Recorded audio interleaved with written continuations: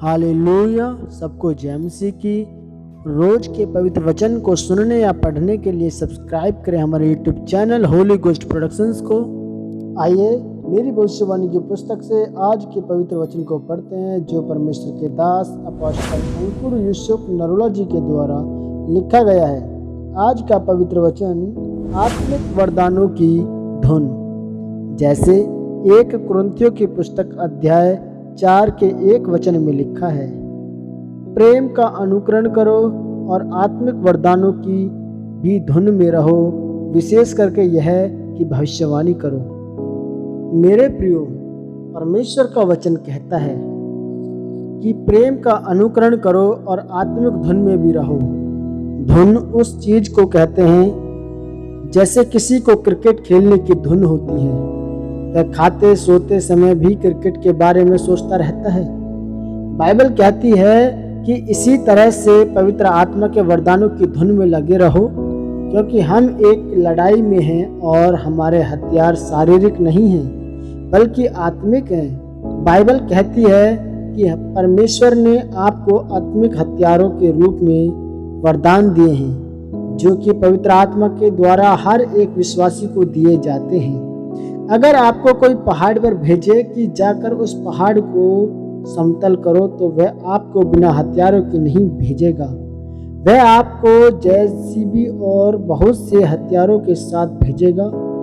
उसी तरह से परमेश्वर ने कहा कि तुम्हारी लड़ाई इस जगत के साथ नहीं बल्कि शैतान के साथ है। तो अगर परमेश्वर ने आपको शैतान से लड़ने के लिए इस धरती पर भेजा है, तो परमेश्वर आपको हथियार भी देगा ताकि आप उस लड़ाई को लड़ सकें और जीत सकें। बाइबल में लिखा है कि कुछ लोग प्रभु यीशु मसीह को परखने के लिए एक सिक्का लेकर आए और उनसे कहा कि क्या हमें कैसर को टैक्स देना चाहिए।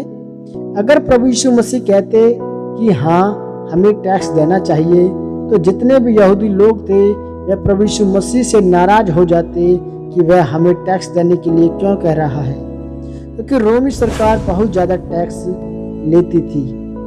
और अगर प्रभु यीशु मसीह यह कहते कि हमें टैक्स नहीं देना चाहिए, तो सभी फरीसी लोग राजा से शिकायत करते कि यीशु मसीह लोगों को टैक्स न देने के लिए भड़काता है।